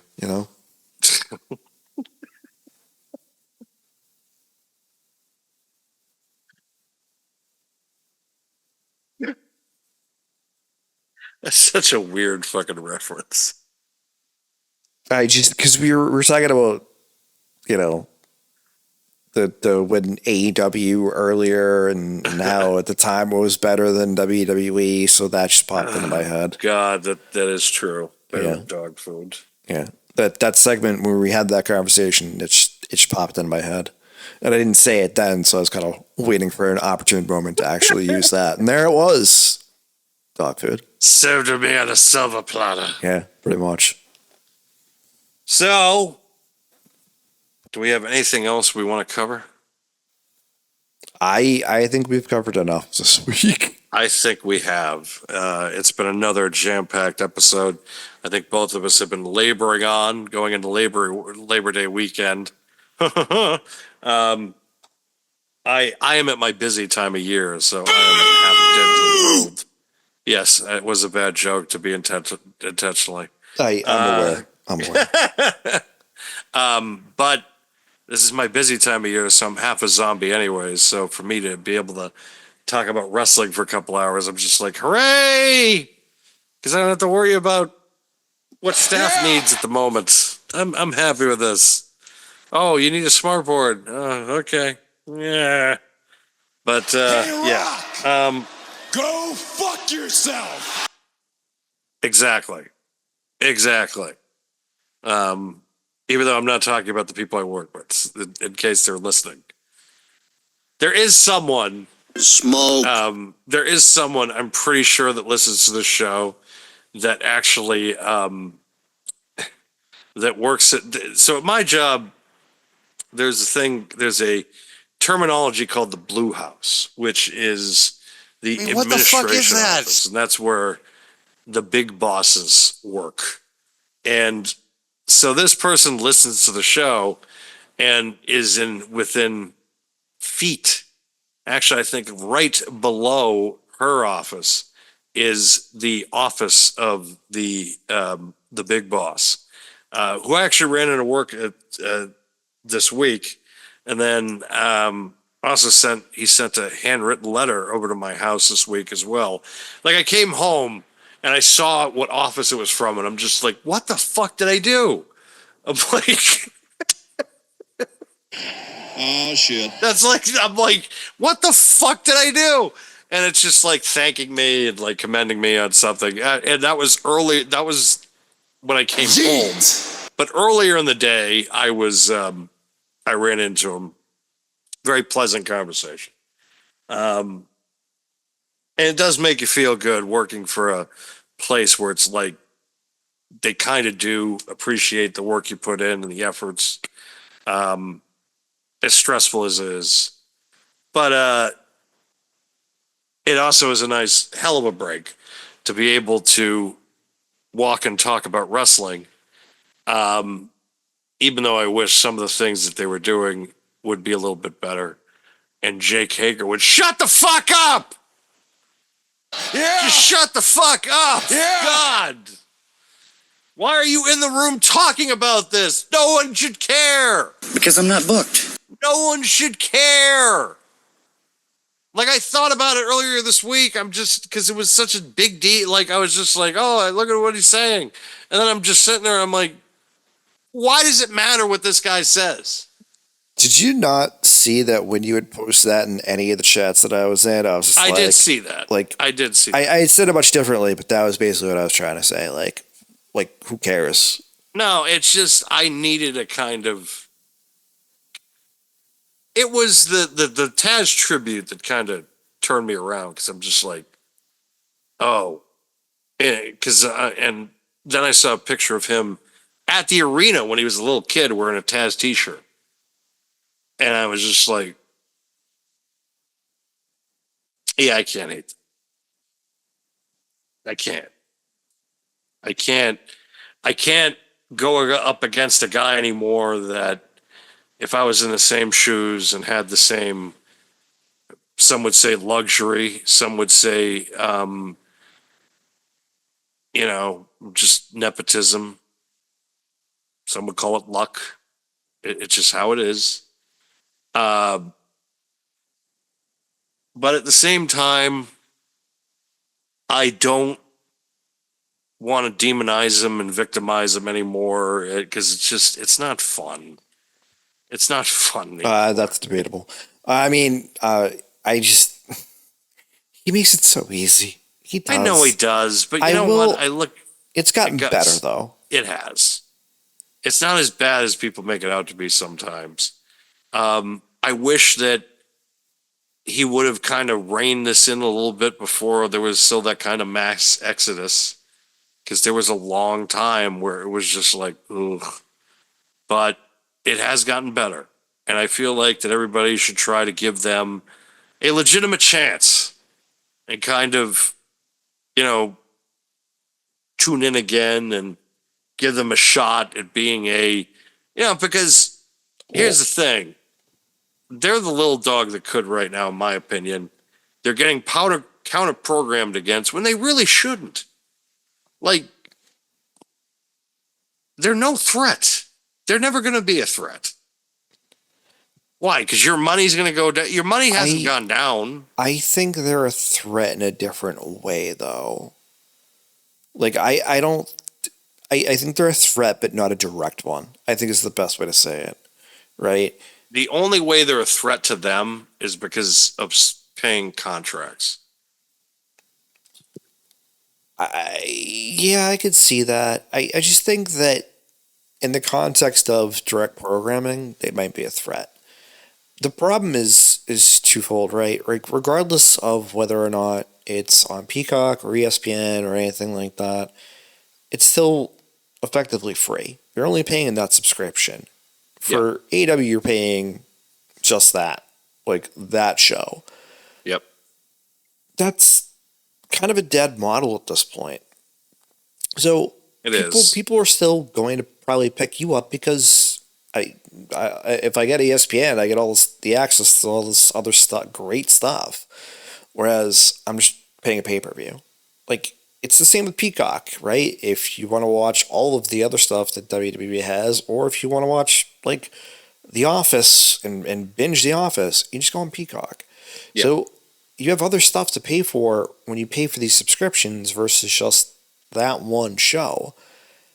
I also think that part of it, though, is... Which is still $20 more a month than what you're going to pay for the ESPN bundle. Yeah, exactly. But I think part of the problem here, though, too, is outside of that, they still see it a certain way, and the fans see it a certain way. But for me, right, like, and we talked about this when, Benny was on, consumer versus, whatever the fuck, right? When when I look at the match quality, that's the other thing I have to look at. Like, WWE is very good at telling stories with their matches. AEW, it's just like you're watching a legit wrestling match, right? Like, it's not just a story. Some matches are stories, don't get me wrong. I don't want to say none of them are. But a lot of them, it's like a lot of high spots and a lot of moments. Right. So if you want a lot of those high spots and those moments, regardless of whether or not there's a storyline behind it, watch AEW. If you want a storyline-based match, one that might still have high spots, why not WWE? Ultimately, though, watch what you want to watch. Right. Stop worrying about it. Just enjoy it. It's like, come in, eat food, watch wrestling, enjoy wrestling, go home. Exactly. Just, everybody wants to be like an armchair warrior with this stuff now, and it's just, there's just no need for it. Just watch what you want to watch. Enjoy what you enjoy. You don't have to pick a side. You don't. Just enjoy wrestling. Just enjoy it. And I know that, on the other show years back, I was known as, but all you did was, and I get that. And I get all that. And I also think that, but at the same time, it's like I am, in a sense, trying to mature and not try to. And two, it was just like, it was such an you felt like at certain points, it was a crisis of kind of, because I looked at WWE and I've never looked at them. People need to understand, I preferred WCW for a number of years over WWE. I preferred ECW for a number of years over WWE. There was a clip this week that I saw from Edge where he was talking about, everybody romanticizes about the Attitude Era, but they were like 3-minute matches. And I was just like, holy fuck, he's right. Yeah. If you wanted matches, you were watching WCW or ECW, because a lot of the WWE stuff was all like vignettes, backstage stuff, and like do you remember a couple months ago when The Rock was on Raw and it was like a 40-minute intro? Yes. Like between him coming out, him and having his speech and all this other stuff. It was like 40 minutes. Yes. That's what that used to be all the time. All the time. And then Triple H would go out and cut like a... Yeah, but dude, but here's the thing. And at the time... Austin. Oh my God, yeah. I am the greatest champion of the modern era. But dude, Raw was 2 hours at the time. Oh, it was. And the commercials. Yeah. And then fucking... so by the time you get through 30, 40-minute intros, you have maybe time for a couple matches. And they're all Steve be Blackman short. versus Joey Abs for the hardcore title. Yeah, and they get 5 minutes because the intro was long, and they still have Austin coming out to end the show. Austin comes out. A lot of times the after shows were better than the TV.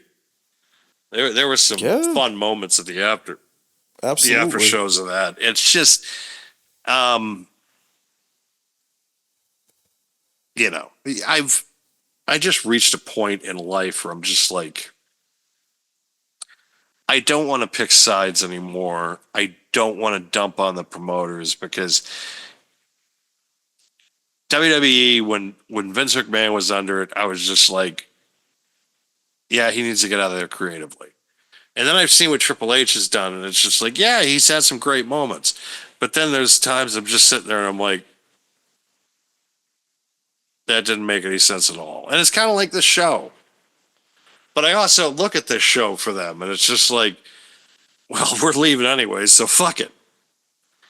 And that's kind of the way I'm looking at it. I'm looking at it from, they're starting out fresh somewhere else. So they're probably going to put their best possible card for that show on there. So that's the way that I kind of have put myself to bed and sleep at night with my anecdote of it. It's like, I'm going to go to bed with this because so that way I'll just sleep better. You know, that's the way my thought process is of why that this show is kind of like a dog shit show. And because going into ESPN, it's like they're probably going to put on like a real banger. There are some good matches on this show. It's just there's some ones that could be way better. So, Yeah. Listen, I think at the end of the day, it's not going to be a bad show. It's just kind of weird booking decisions. And I'm sure by the time they get to the finish of these matches, they'll probably say the same thing. so I think we're going to have to carry on a tradition now for the next few weeks. And hopefully we'll have to do it well into October. We're going to have to say, go Sox to close out every time. Yeah. Just to kind of go Sox, go. Like it's just we've now reached the point where we have to end every episode. We are getting into the month of September.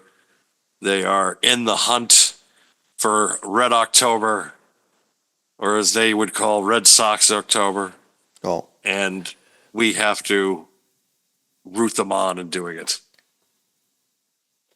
how about we do our socials first? That too.